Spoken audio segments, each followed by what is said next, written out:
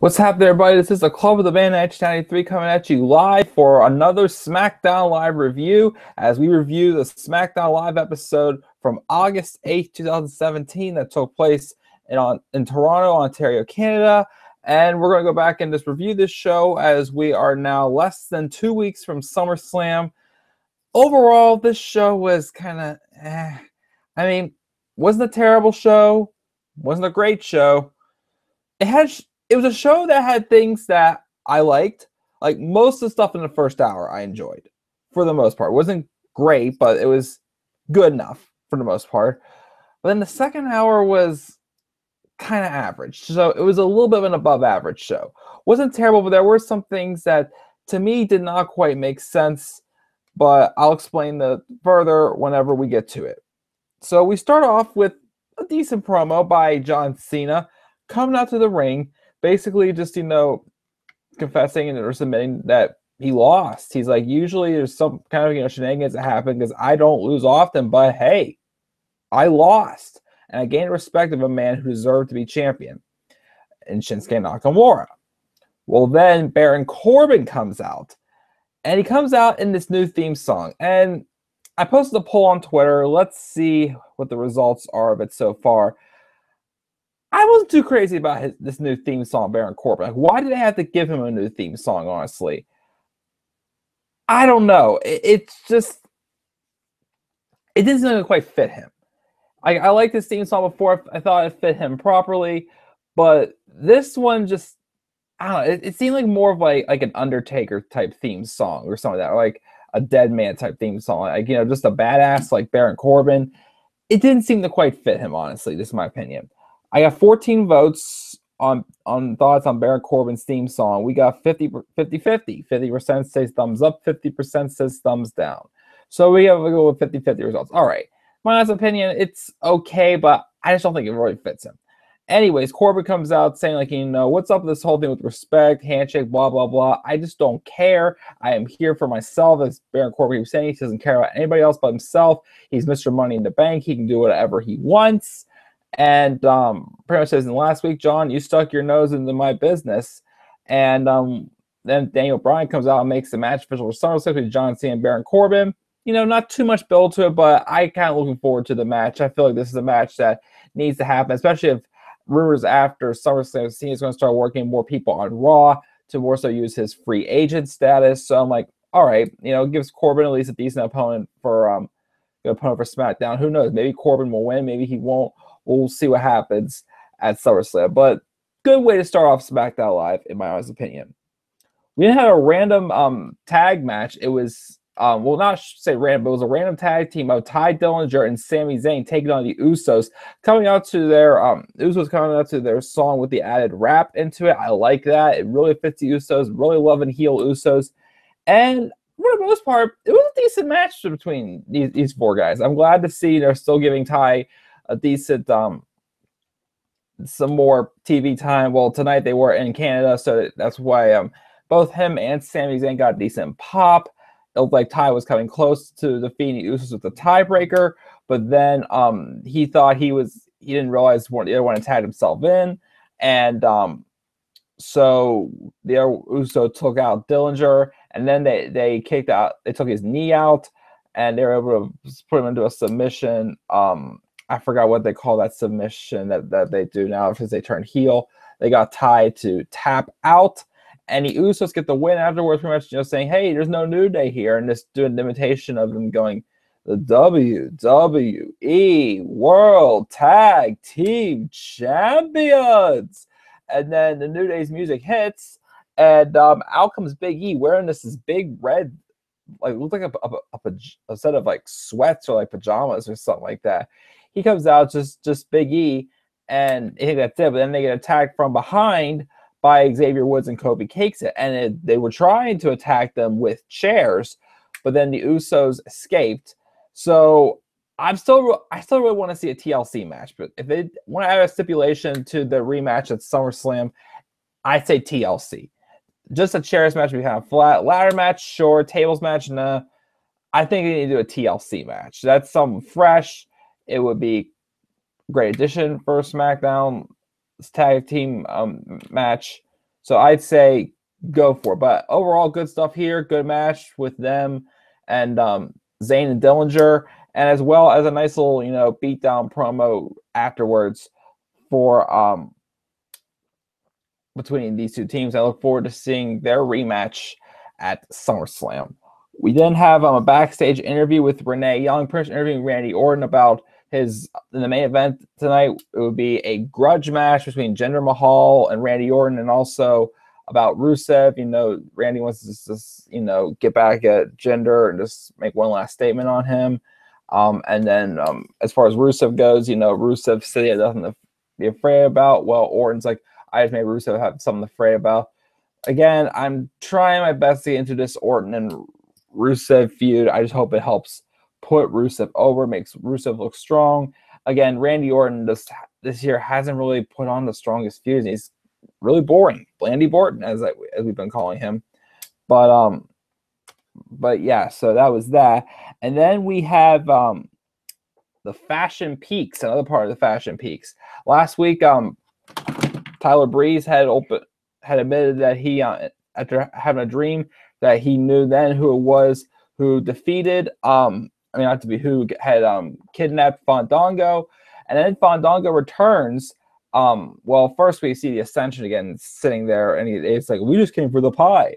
But Fandango, someone up here, he says, I was kidnapped by aliens, blah, blah, blah. What else happened? And then he says, and I can tell you the next person who walks in the room will be one who attacked us, and it ended up being Arn Anderson, saying that he was one who destroyed Tully the horse because they should have named him Arn. He was the horse of the group. Anderson steals two of the free donuts as well, and to be continued. So, another good segment by the Fashion Files, but now I'm just like, what? It has me really confused, but it has me interested in still what is going forward. What is going on with this case with the Fashion Police? So we'll have to find out more next week, and maybe we'll find out for sure who it was next week or at SummerSlam. We'll have to wait and see. We then have Charlotte Flair and Lana in a match where I just wasn't really too interested in, because I know it's going to happen. Lana's going to lose yet again. She wanted to take on Charlotte and prove herself. And honestly, as I keep saying, despite Lana turning face, I want Lana to turn face, because to me, she's just looking like a weak-looking heel right now. In my opinion, it's just not making sense to me. And Charlotte even looked like someone who she was just like, she made it look easy on Lana. And then there's this whole alliance going on with Tamina and Lana. We'll get to that shortly, because that's something I really got my nerves. This was decent, though. We got a promo with Shane McMahon coming to the ring because he wants to address his stand on the United States Championship match with between Kevin Owens and AJ Styles at SummerSlam, with Shane being the special guest referee. So they come out, and Kevin Owens tries being the manipulator, saying how you had a history of not calling matches well. He screwed over Stone Cold Steve Austin. What else did he show? And also discussing the relationship between AJ Styles and Shane McMahon after what happened leading up to WrestleMania. And, AJ pretty much openly said, I don't trust anybody here at all, not even you, Shane, not even Kevin, but I know what you're trying to do here. He says, we cannot wait till SummerSlam. We can just not worry about Shane. We can just do this tonight. At first, I'm thinking, just wait till SummerSlam, please. I don't want to see the match again. And then KO, because the excuse of, I don't really want to do it in a city that's more worth the fight in front of, and not Canada. Oh, yeah, and also he was mentioning also how, McMahon's, which is Vince McMahon's referring to, screwed Bret Hart of the Montreal Screwjob. He said, but he deserved it. So I'm hoping that, I'm interested to see, the effect of Shane McMahon being special guest referee. I think make it fresh. It could lead to an eventual match between Kevin Owens and Shane McMahon, which I'd be all on board for. I just don't want it to be like another match with Shane and AJ. They had a good match at WrestleMania, but AJ deserved better than what he got. But yeah, I'm looking forward to seeing what happens there. But afterwards, of course, also when AJ and Kevin go at it, and then Shane's trying to break them up, and he's like, "Don't make me get involved." in this more than I have to. If you try to push my buttons. And then I guess AJ did try to do the Pele kick or whatever the heck you call it, the bicycle kick on Kevin Owens, but instead it hit Shane and knocked Shane down. But like afterwards that, Shane was understanding, like, I meant to hit Kevin with that. It's like, yeah, okay, good, whatever. But yeah, again, I'm looking forward to seeing what happens there. And then we get to this backstage segment. Ugh. It was between, Lana and Tamina. And, Lana had earlier before a match against Charlotte said how, like, she wants to be like the talent that Tamina is. Tamina is her role model. But Tamina's not ravishing like Lana is. And then Tamina says, you what challenge, or she just stuttered big time and like challenge Charlotte or whatever I actually said, proving again once and for all that I'm sorry, Tamina is terrible. I'm sorry. She is the weakest part of the SmackDown Live Women's division right now. Lana is more over than Tamina. No one cares about Tamina, unfortunately. And the same with Lana viewing Tamina as a role model. No, it's not working out because it's not legit. Why would you look up to somebody like Tamina, who's not had a successful career, who's terrible on the mic, who's very limited in the ring? I feel like it could eventually lead to, a face turn of Lana, and she has a feud with Tamina, and she finally beats Tamina, like, whatever. Hopefully that happens. But this was just terrible. But now Tamina says, I've tried to help you with what you want, and it's not working. Now you're going to help me with what I want. So it looks like that Tamina's trying to get a SmackDown Women's title shot. Yay. And then we had a match. It was Carmella and Naomi, Miss Money in the Bank versus the SmackDown Live Women's Champion. And before this match started, I had a hunch. I'm thinking, wait, it's been over a month already, I believe, since the last time we've seen James Ellsworth before he got suspended. The match between Naomi and Carmella was pretty decent. I thought it was a little bit above average match. It wasn't too bad. And then, sure enough, I was right, as Ellsworth did come out of nowhere at the end, causing a distraction, causing Carmella to throw a nice kick into Naomi's jaw, and she got the win. But what didn't make sense is Naomi was down, Naomi was vulnerable. You have Miss Money in the Bank. Why didn't Carmella at least threaten to cash in on Naomi? Why did she just walk away? It was no big deal. Like, that just did not make any sense to me at all. It's like if she's Miss Money in the Bank, shouldn't she at least threaten her with it, or be like, I want to do my moment? I mean, if she does cash in at SummerSlam, it makes sense. She got robbed last year when she turned heel and claimed Nikki Bella robbed her in her hometown. If she wants to wait till if a few weeks down the line she does cash in at SummerSlam and successfully cashes in, and she mentions the continuity, okay, then I can let this slide. But like right now, you got viewers thinking, why didn't she threaten at least Naomi to cash in? Didn't make sense at all. We then have a backstage segment afterwards. Carmella and Ellsworth walking through, and then Natalya is interrupted, saying, this is my moment. You keep your nose out of your business. This and that. And of course, Ellsworth sitting there like, the delusional idiot he is, going like, oh, everybody's already causing this controversy. I'm already in the big hot topic. I've only been back for 5 minutes, blah, blah, blah, all that stuff, but whatever. I mean, I'm still looking forward to this matchup between Naomi and Natalya at SummerSlam. Again, I know there's not really that much of a story to it, but I think it's more so of like a pushover to at least, have a solid SmackDown Women's title match. But then it's going to be something for Naomi to do before Carmella officially cashes in. But I look forward to seeing what happens there. We then have this pre-taped segment. Renee Young interviewed Shinsuke Nakamura.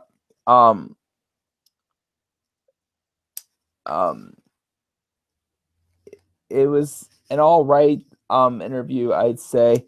He just I'm sorry. He just was the usual stuff. Him expecting to prove himself. He got this title opportunity. Now he's going up against a WWE Championship, and it is his destiny. And getting back earlier, I liked how John Cena addressed him as the King of Strong Style. I'm sorry, I do not like how they call him the Rock Star, because it sounds like you're trying to shove him down our throats. last week, I felt like Nakamura was finally being like that unique superstar that was in NXT. Like, you have him in the main roster in tag matches. When he's with people like that, he doesn't feel unique. But when he's by himself, like right now, he feels unique. But you can't keep calling him the rockstar or the artist known as Shinsuke Nakamura. Just keep him as the king of strong style. And again, this wasn't, all right promo segment I have. So I'm looking forward to hopefully Nakamura defeating Jinder Mahal at SummerSlam, getting the WWE Championship. And I'm still predicting a cash-in from Baron Corbin on Nakamura, since it does kind of seem that these two have a little bit of unfinished business against each other. But we'll see what happens there. And then we have this main event, a grudge match. It was Randy Orton versus Jinder Mahal. Singh brothers were out injured. No Greg Hawley. So it's just them one-on-one. Despite this, honestly, in my opinion, probably being their best match they've had in their summer rivalry, I did not like the ending because Randy Orton beat the WWE Champion clean. He beat the WWE Champion clean. Like, how is that? What's that going to do for Jinder Mahal? Really, the Lax Man said this several times. Why have your champions lose, but not give up the championship? I could say the same thing about Naomi and Carmella. I get it. But, even tonight, it left more of a sour taste for this match because of how I should say terrible. Because I keep saying, Jinder Mahal has not been a terrible champion. They just haven't done enough for me to get invested in him and want to see him headline at SummerSlam. And I don't know, Randy Orton, like he knows, defeating him just kills the whole purpose.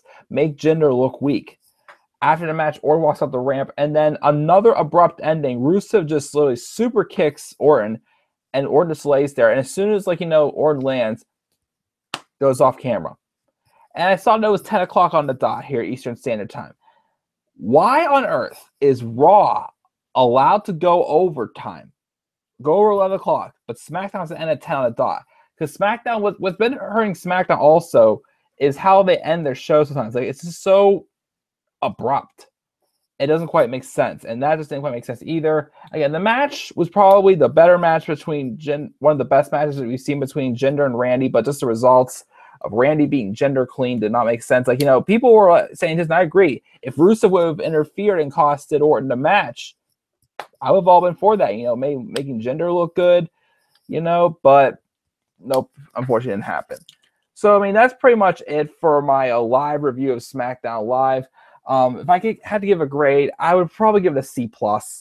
There were things I enjoyed, things that were average, and there's a couple of things I didn't really enjoy. I do not like that backstage segment with Lana and Tamina. I enjoyed the match with Naomi and Carmella. However, it didn't make sense to me that Carmella didn't cash in. The grudge match between Randy Orton and Jinder Mahal was all right, but in my honest opinion, I just didn't like the ending result with Orton beating Jinder clean, especially if you're WWE champion. But yeah, I'll give it a C+. It was an all right episode. Nothing terrible, but nothing spectacular really even happened. C+. What are your thoughts on SmackDown Live? Leave your thoughts down in the comment section below. Please be sure to click that like and subscribe button for more content to come to this channel. Be on the lookout as I'll be doing my NXT live review either tomorrow or sometime Thursday morning. But yeah, that is it, guys. With that, I will see you all later. Have a good night.